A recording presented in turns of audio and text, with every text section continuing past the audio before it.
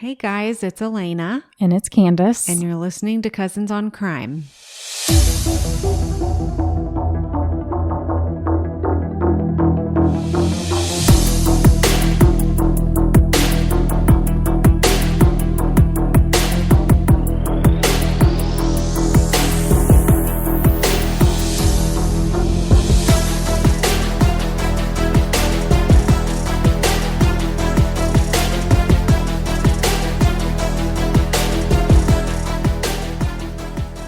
Yeah.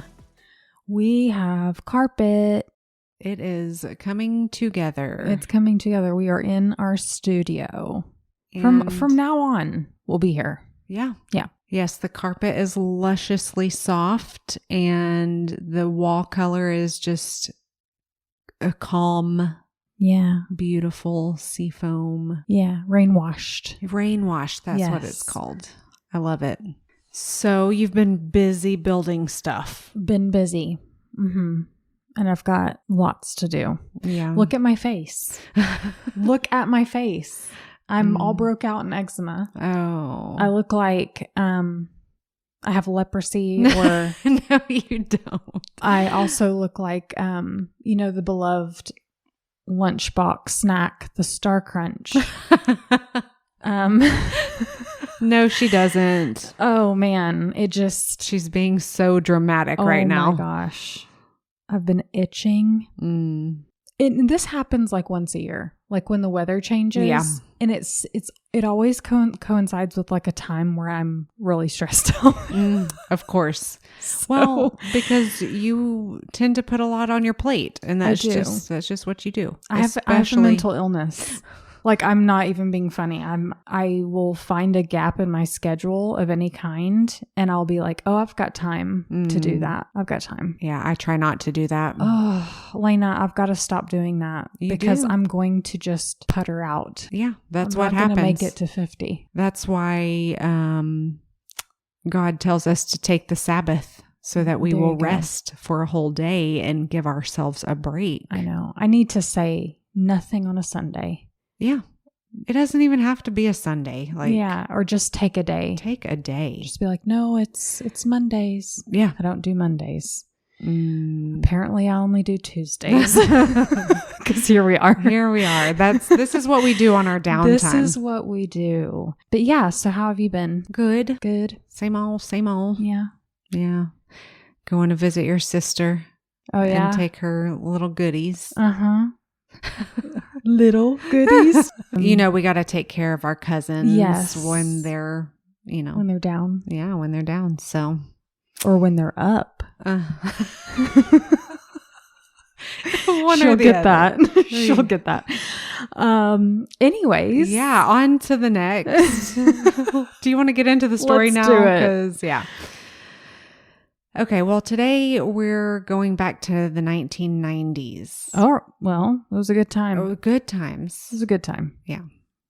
But not in this case. Oh. Yeah.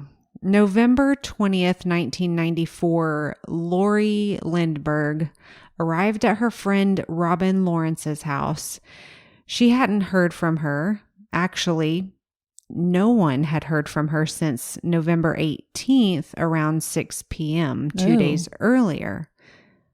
Robin's husband became worried when he hadn't been able to contact her for those couple of days. He was in the Bahamas on a work trip. Oh, okay. I was going to ask where he was. Yeah. So he had called Lori and asked her to go check on Robin. The back door, when Lori arrived, the back door was open. Yeah. First bad sign. Mm-mm.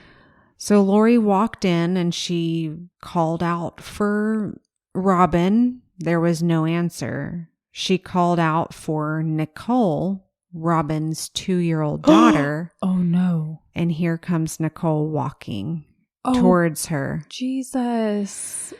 Yeah. So Lori continued walking through the house, and this is when she found something that no one could even fathom or expect to find. Yeah, you're going to check on somebody, but you don't really think you're going to find what she found. So she's walking towards Robin's bedroom, and she can see blood spatter and streaks of blood on the wall. And her heart sank. She called 911 and took Nicole to the hospital.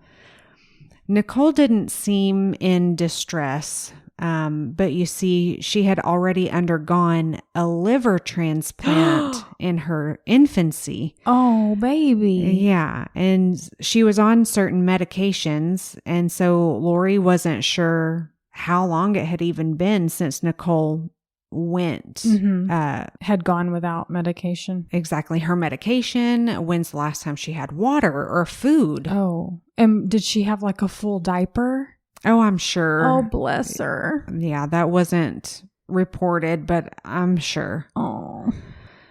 Detective Garman determined that the intruder had come in through the sliding glass door in the backyard, the same door that Lori came through. The cord to the phone in the bedroom was cut.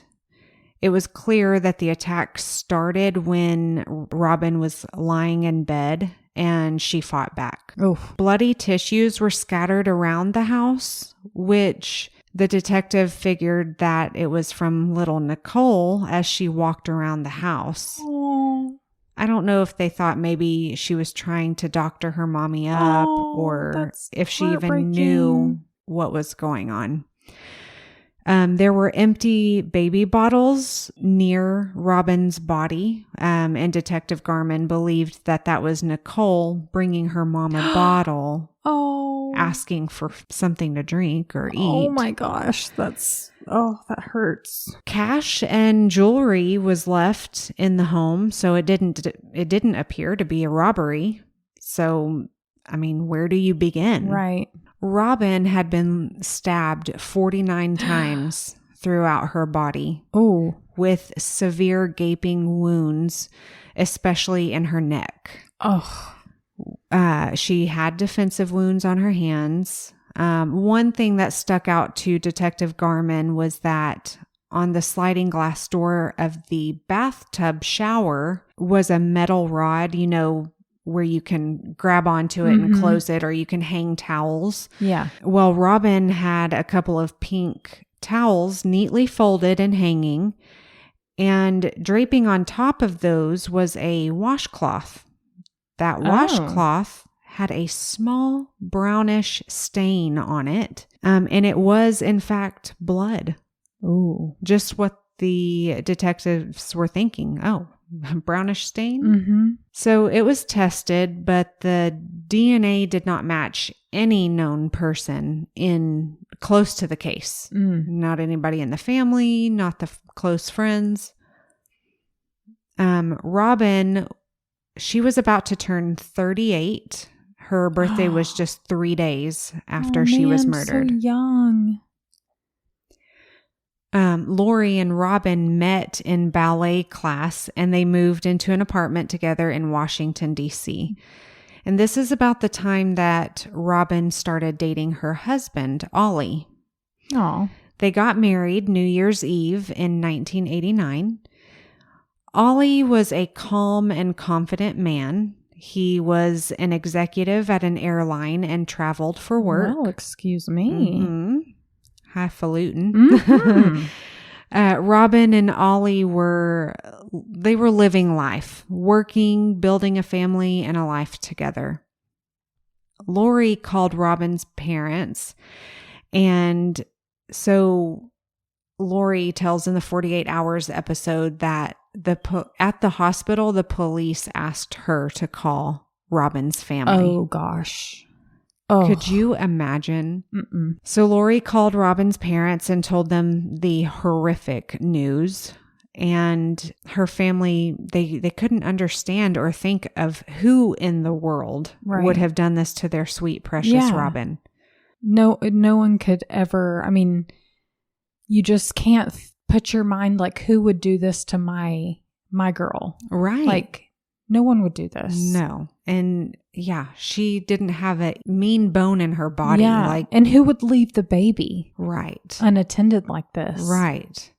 I mean, if it was her husband, he would not have left his 2-year-old baby. Right. Because they didn't suspect that this was just a robbery gone really bad, they started digging into the dynamic of Robin and Ollie's marriage. They learned that Ollie had been having an affair with a woman. That old chestnut. Yeah. It was an affair with a woman that he had worked with. Oh. Detectives flew to the Bahamas to talk to Ollie. Mm-hmm. Now, I thought, what in the world? Why was he not already on his way home? That's what I was just about to ask you. Like, why hadn't he come home yet? Yeah. I don't know if they flew out there to tell him or if he knew. If they were trying to catch him in something, yeah, maybe. I don't know how that played out, but I thought that was really weird why he just wasn't already on his way home. Right. So they fly out to the Bahamas and they talk to Ollie, and he has an airtight alibi. He was there in the Bahamas at the hotel that he was registered at. Okay, couldn't be further away. Yeah. Got it. His mistress had a tight alibi as well. I don't know what it was. So she wasn't there with him? I don't know. I couldn't find that information. Okay. Robin's family absolutely did not believe that Ollie had anything to do with the murder. I mean, they may have just found out that he was unfaithful in the marriage, but he would never murder his wife. Mm-hmm. The case would go cold. Oh. The best evidence that they had was that small blood stain, and CODIS didn't even bring up a match. Yeah. So jumping to 2019. Whoa. Yes. They had genealogy testing processed on the DNA samples. The possibility of finding a match would prove to be very difficult, and the lab it was like they didn't want to take on this almost impossible task. Right. But God provided an angel named Liz. Liz was a volunteer with the police department, and she did genealogy work. Amazing. She offered to do the work for free. Wow. Yeah, she wanted the family to have closure. Liz had 1,500 distant cousins that were a match to this DNA. Holy crap. Is that our family? I know. But like distant. Right. So here she is. She's got to dwindle it down. Crud. Yeah. Like, how do I even? Yeah. So in the meantime, while she's doing her thing, they ask Parabon Nanolabs. Parabon. I was going to say that just for you, but you beat you beat me to it. So they asked them to do phenotyping to come up with a composite of what the person might look like. So cool. It is so cool. I can't get over it. Cool. Like the connection in this case, seeing the composite. Anyway. Whoa. Spoiler. Right. Okay. I'm on the edge of my seat. So in April of 2021, the composite was finally produced. This person would have had fair skin complexion, a larger chin and wider jaw. All right. And wide cheeks with a narrow nose. Okay. So a big old face. Sounds ugly, right? Dark blue eyes, lighter brown hair. Okay. A gremlin, basically. Sure. A new set of detectives picked up the case, Melissa Wallace and John Long. They started reviewing the evidence, reports, pictures of the case, whatnot. Detective Melissa contacted Ollie and asked if he recognized the perpetrator from the sketch that they had, but he had no clue. Weird. Didn't know the guy. Liz wanted to, in her searching, in her dwindling down, there were several times that she just wanted to give up. I can't imagine. Yeah. You're working for free. Yeah. You don't have to be doing this. Yeah. You don't have any loyalty to this family, but you're just like out of the goodness of your heart. And then you have to maintain that fire. Yes. But you have to also remember your purpose, why you're doing it. It's not for your satisfaction. Right. And because that's the thing. Once she solves this, then what? Right. Good job, Liz. Like, she's not going to get like a Purple Heart or, you know, an accommodation from the president. Not that anybody would want that right now, but yeah, it's people like that are amazing. I can't imagine how many times she probably thought, what am I doing? Right. Like, why am I doing this? Especially because it took her 3 years. Whoa. Yeah. She traced closer cousins to the DNA to 2 people in Canada. Whoa. The next step in the difficult process was figuring out where these cousins linked in the family tree. The answer that she came to was a man named Stephen Smirk. Oh, interesting. She called the detectives and gave them this name to look into. This Stephen Smirk was living in upstate New York and married to a defense attorney. Oh. And he worked as a computer programmer. He had 2 kids in high school and had no criminal record whatsoever. So they're like, okay, this guy is clean. Like, how can he be our guy? But digging further, they found a yearbook picture from when he was 16 years old, and he looked strikingly similar to the phenotyping composite. So this was a cousin of the DNA profile, or she traced it back to this guy? Yeah. So she got this guy, Steven, is the guy that they're looking for. And she got to him by these 2 cousins in Canada. So this is the guy. Yes. She's to the guy. Okay. So detectives showed up at Steven's house without warning. Oof. They introduce themselves and tell him that they are investigating a cold case from Virginia. He gave them no reaction and allowed them to come into his home so that they could ask questions. Mm-hmm.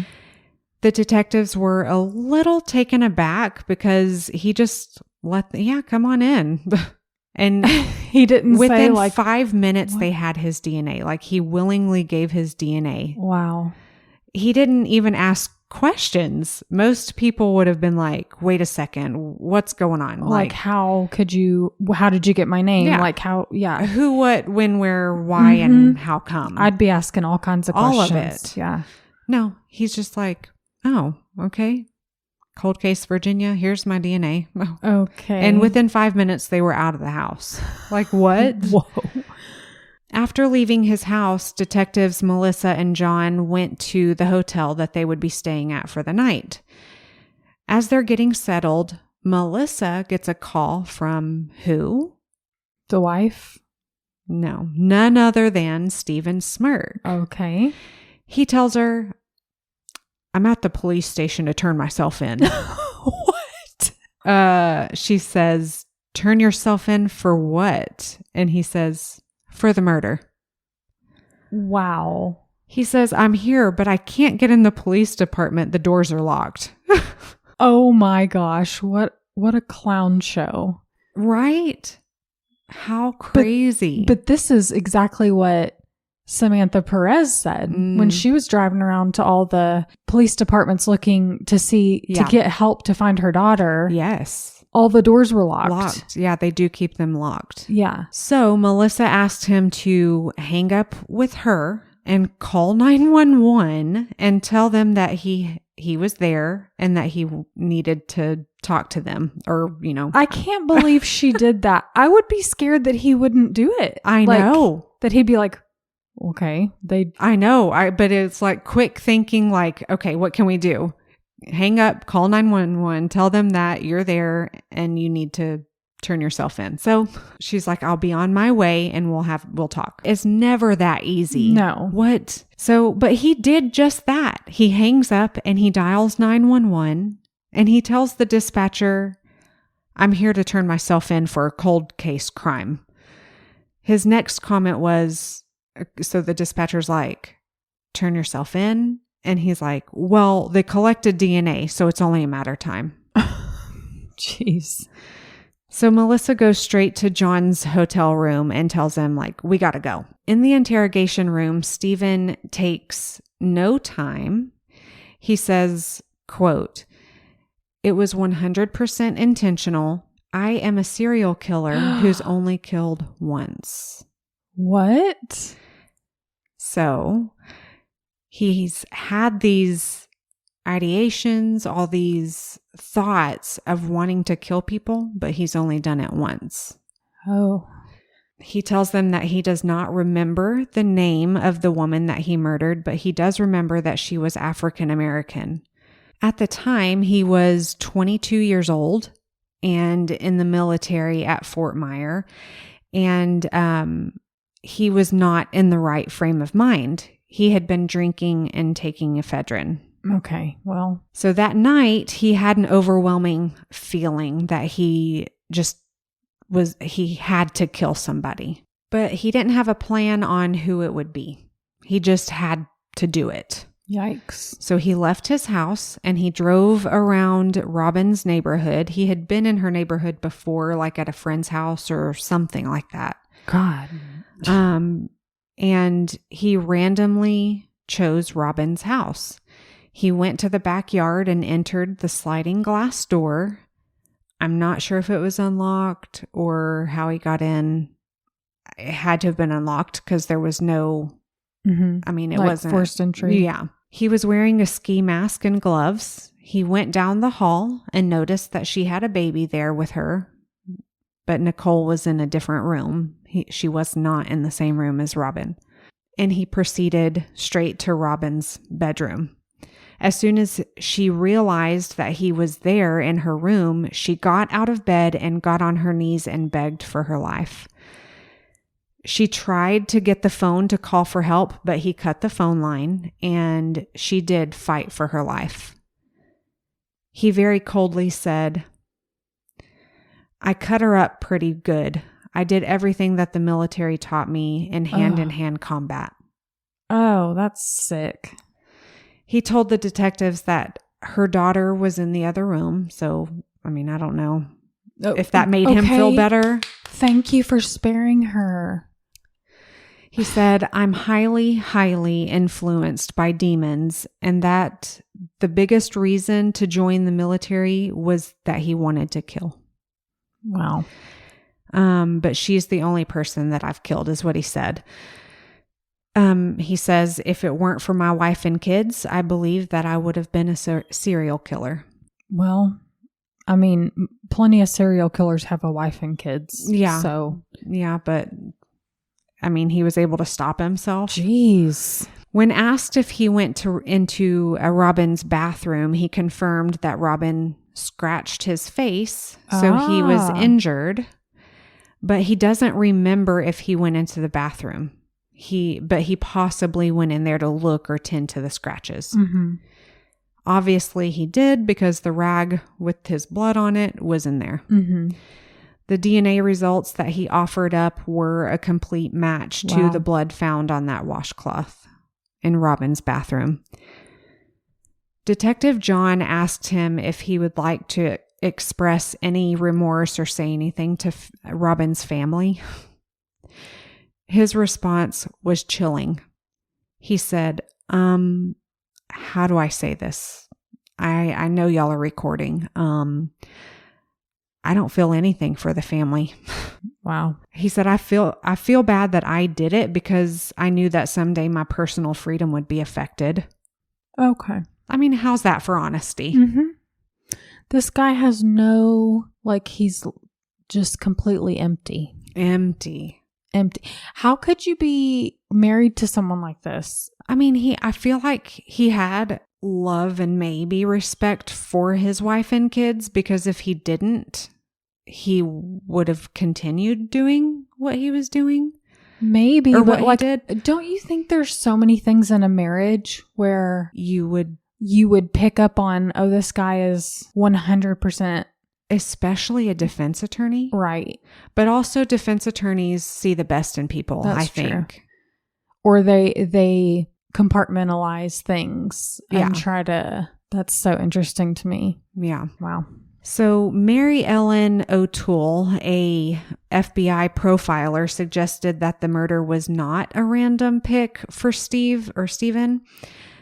He had the weapon and the ski mask and gloves with him. I mean, he already said that. And he'd been planned in her neighborhood before. Surely he knew that Robin's husband was not home. Right. But in another comment during the confession, Stephen said, there could have been 50 people in that house. I don't know. They could have all had guns and shot me dead. I wasn't even thinking about that. Well, take it as you will. I don't know. I kind of believe him just because of his nonchalantness about everything else. Right. So Stephen was arrested and charged with murder, obviously. Detective Melissa called Nicole, Robin's daughter, and then the rest of the family to tell them the news. The family really wanted this to go to trial. They wanted Stephen's life to have to be picked apart. Yes. In front of everybody. Right. April of 2024, they went to a preliminary hearing, and this is when the family heard him in his own words in the confession video from the interview room. Oh, it makes me so sick that they had to listen to that. Ugh. 6 months later, Stephen would enter a plea deal. I knew he was going to do that. Yeah, I mean, it's his control. Like, he has taken control over this whole thing. I'm going to take the lesser charge. Yeah. Stephen's defense attorney would work in the evidence that Stephen suffered from undiagnosed bipolar disorder. And on top of that, he abused alcohol and ephedrine. Okay. Not my problem. The defense attorney talks about how Stephen always wanted to accept responsibility for the murder. And even though he told detectives he didn't feel remorse, she says the desire of wanting to confess was a form of expressing remorse. Oh, okay. That's one way to put it. Right. I've never heard of it that way, but good. Yeah. I mean, of course, this was all a ploy to lessen the sentence. And at 53 years old, he was sentenced to 70 years in prison. Holy crap. With the possibility of parole. And he is eligible for parole in 2037. Why even bother with the 70 years then? I don't get this sentencing. I know. What? Who? What? It's the same person that decides the sentencing is the same person who prices things at Ross Dress for Less. Okay? You never know what they're going to be doing. Yeah. Same product is 5 different prices. What are we doing here? 70 years with the possibility of parole? That's a stupid sentence to say. But you know what? What's even stupider? Yes, I said stupider because it is stupid. That he's eligible in 2037. That is only 12 years away. That's ridiculous. I mean, so we'll see what good behavior gets him. I don't know. But the judge made sure that if Stephen ever gets out, he will be on probation and have to wear a GPS monitor. Well, he should just kill people in prison then and not ever get out and maybe take care of some of the riffraff. We just know how this is going to work. Ugh, we do. That's the sad thing. Yeah. We'll see y'all back here in 12 years with the same story. I'm going to be praying about that because that's really scary to think about. This man has told you he thinks about killing He's like, people. I just want to do it. I don't care. Yeah. But hey, he was undiagnosed for bipolar disorder back then. Maybe now that he's diagnosed and getting help. Well, who knows? I don't know. But we know how this works. It's the glibness for me. It's the lack of remorse, the whole Yeah. He told you he doesn't have remorse. What? We'll see when parole comes up. I don't know. But I can't leave y'all with that.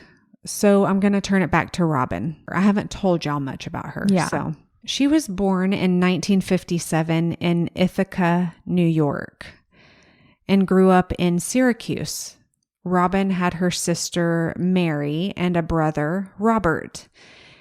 She was very artistic, and at age 9 won a drawing competition at the Everson Museum. How cool. I know. And she earned several prizes throughout the years for her art. Aww.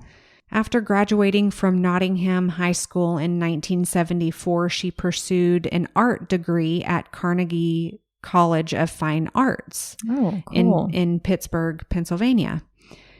She was artistic and creative. She was passionate about dancing. Remember, she met her friend in ballet class. Yeah. She liked to ski, swim, and golf.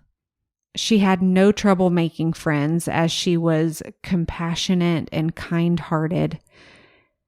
After graduating from college, Robin relocated to Washington, D.C., where she met the love of her life, Ollie Lawrence.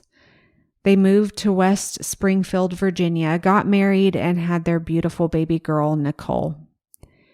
Robin was employed at Merchants Tire and Auto Center in Manassas as the director of advertising. Oh, cool. So she could use her creativeness. Yeah. You need somebody creative for that. Creativeness. Creativity? One of those. Stupider. I don't know. Due to her talent, she was selected to create the first medal for the Martin Luther King Jr. Nonviolent Peace Prize. Whoa. And that medal was given to Rosa Parks. Shut up. Isn't that so cool? Like what? Wow. What an honor. Wow. That's amazing. Yeah. Robin was down to earth and so much fun to be around. Her niece Lauren talks on the 48 Hours episode of how her Aunt Robin inspired her and still inspires her. Lauren is a lot like Robin, and actually her family calls her by her aunt's name sometimes. But Robin taught Lauren how to be comfortable in who she was. She was just 8 years old when Robin died. Man, but she still lives with her. I mean, that is tough. Her spirit's That's with her a tough today. Age because you're aware enough, but still very unaware about life specifics. And oh man. So Lauren and Nicole have stayed close as they grew up together. And Robin's dad, who's now 101 years old. What? Yes. Wow. He talks about how difficult it's been to think about his granddaughter and what she witnessed. But you can see where Robin got her class and her confidence from. Robert and Jessie, Robin's parents, wrote a biography that talks about his life in World War II and the civil rights movement, and the power of love and endurance in the face of adversity. It's called Enduring Love, if you want to go check it out. That sounds beautiful. Yeah. And the fact that he's so old and he can still maintain that gentleness and kindness. And especially after everything he's seen and endured. Right. Having been in the war himself. Right. And he's done a lot of good things in his life. And I mean, y'all should go watch the 48 Hours episode on this case just to see his sweet little face. Aww. But they sound and look like just a beautiful family, classy. Did he say what his secret was to living 101 years old? I don't know. No, he didn't, but I would love to know. You remember that old lady who was like, I drank Dr. Pepper every day? Wow. Well, thank you for telling her story. That is just, it's always the good ones. I know. Why can't we have some troll? You know, it's always the good ones. Yeah. Her sweet baby daughter in the other room. That's another thing that makes me feel like I believe him when he said there could have been 50 people in the house, because he saw the baby and he didn't care. He did not. He knew good and well he was about to kill her mother, and he didn't care what happened to that child. No. That child could have very well been left in there for weeks and died. He didn't care. Right. He left the back door open. Yeah, he did. She could have wandered out, got hit by a car. He did not care. And thank God she didn't. Thank God she stayed in that house. She stayed in there with her mother. But yeah, the whole 50 people thing. I mean, he was proud of his military experience and his training, and he obviously was ready to use his training. Yeah, he was like, I executed it the way I was taught. The end. So nauseating. It really does surprise me that he didn't kill anyone else. Yeah. And I'm sure he would have told us if he had. Yeah. Yeah. Wow. Because it was just so easy for him when he's like, okay, I might as well. Like, wow. Shocked. But thank you for telling Robin's story, and her family sound like just wonderful people, which is how she fell from the tree. Yes. So that was great. Let's do it again sometime. Let's do it. Bye, guys. Bye-bye. Thank you for listening to Cousins on Crime. Get connected with us by becoming a free member on our Patreon. Or for just $5 a month, you'll have access to bonus episodes, discussion groups, and much more. If you can't afford $5 a month, we get it. Inflation, am I right? Please consider leaving us a positive review and rating wherever you listen. And don't forget merch. Support our podcast and show the love by sporting t-shirts with our latest designs, or grab an evidence bag to keep the chain of custody for all your valuables. Don't forget to follow our show on your favorite streaming app so you never miss an episode, and get photos and updates on our Instagram at Cousins on Crime Podcast or our Cousins on Crime Facebook page. Have a case suggestion? Email us at cousinsoncrime@gmail.com.